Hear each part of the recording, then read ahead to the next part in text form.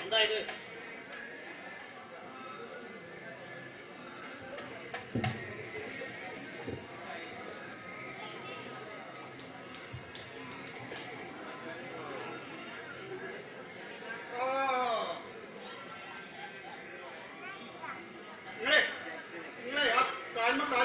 കുണ്ടാണ്ട് കുത്തിച്ച് അവിടെ പോയി.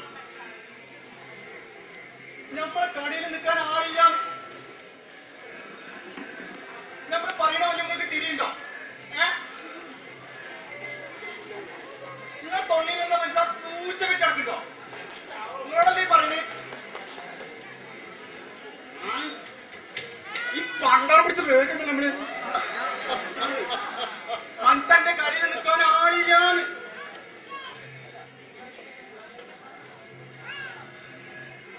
അല്ല കുറെ നേരമല്ല നമ്മളിത് പറയുന്നത്. ഇതിനെന്താ തീരാതെ ഞാൻ നിന്റെ കടയിൽ വന്ന് നിൽക്കണോ? ഇതപ്പൊ നമ്മൾ നിന്നോട് പറഞ്ഞത് മമ്മൂട്ടി അവിടെ ഓളം കിട്ടി പിടിക്കും ഓളം വെച്ച് പറയാല്ലേ. എന്താ എന്റെ കുട്ടി എന്നോട് ചെയ്തേ? എന്താ കാട്ടിയതെന്നോ? ഞങ്ങൾ ചെറുക്കനെ രാവിലെ തന്നെ പെരിന്ന് വിളിച്ചോട്ടി സംഗീതം സാധനം എന്നൊക്കെ പറഞ്ഞ് വൃത്തിയാക്കി പെരിന്ന് കൊണ്ടുവന്നതേ ഓളം ഒറ്റ വെച്ച. നിങ്ങളൊരു മറ്റേ സാധനല്ല തീരാനെ സാധനം എന്തോ ഒലക്കാനും പാടില്ല. എന്റെ ഇറച്ചിക്കാരി തന്റെ കടയിലാണെന്ന് പറഞ്ഞ അത്ര പറഞ്ഞാ മതി. സംഗീതത്തെ പറഞ്ഞാൽ ഞാൻ സഹിക്കില്ല. തന്റെ മകൻ തന്റെ കടയിൽ ഇറച്ചി വെട്ടി ജീവിക്കുന്നവനല്ല. സംഗീതത്തിന്റെ സ്നേഹത്തിന്റെ ലോകത്ത് രാജാവായി കഴിയേണ്ടവനാണ്. ഇനി അവൻ തന്റെ കടയിൽ തീരെ വരില്ല. ഞാൻ അവനെ വിടില്ല. എന്നിട്ട് അപ്പോ കടയിക്ക് നമ്മള് വേറെ ആളെ നോക്കേണ്ടി വരില്ലേ? അതാ അതിന്റെ ശരി.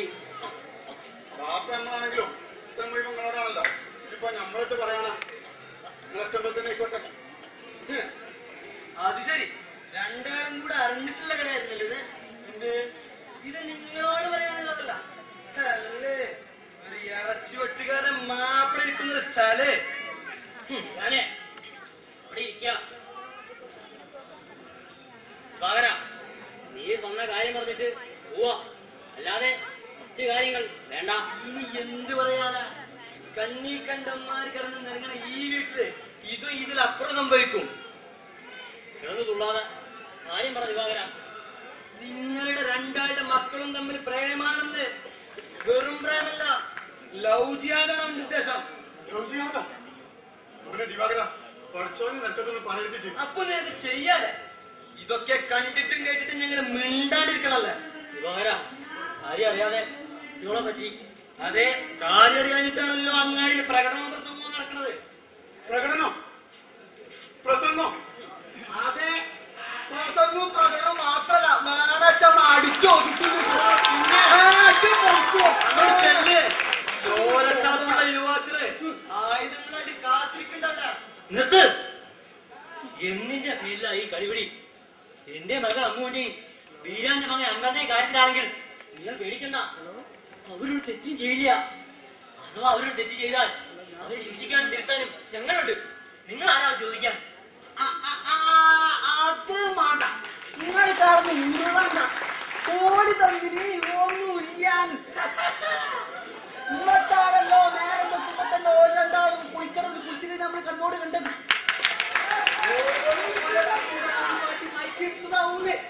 ഇതിന്റെ കുഞ്ഞിൽ കഴിക്കുന്ന ആരാണെന്ന് നമുക്ക് ശരിക്കറിയാം. പക്ഷേങ്കില് നമ്മുടെ കൂട്ടത്തിൽ നല്ല ചോരത്തളപ്പുള്ള കുണ്ടന്മാരുണ്ട്, നല്ല മുതിർന്ന ചെറുപ്പക്കാർ. പിന്നെ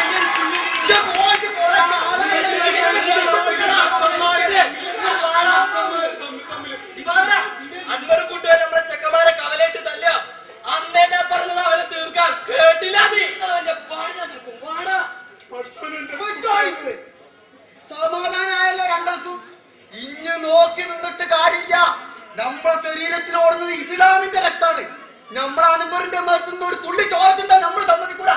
എടാ വലിയ കുക്കൂര എടുക്കുക കത്തി മാറും. ഞങ്ങളിനി എന്താണോ ചെയ്യാം?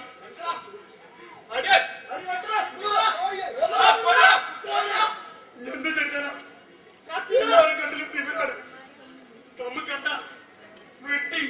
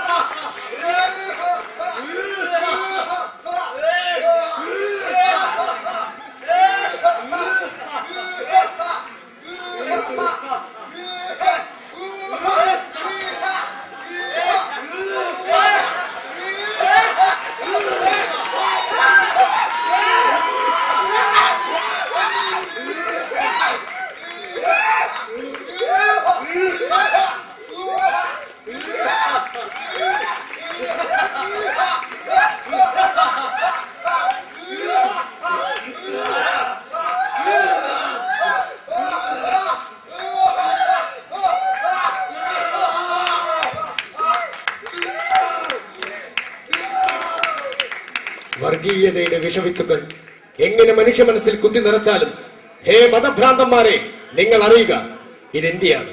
മനുഷ്യത്വവും സ്നേഹവും സമത്വവും അസ്തമിക്കാത്ത മതസൗഹാർദ്ദത്തിന്റെ തീജ്വാലകൾ ഉയരുന്ന ഞങ്ങളുടെ ഇന്ത്യ.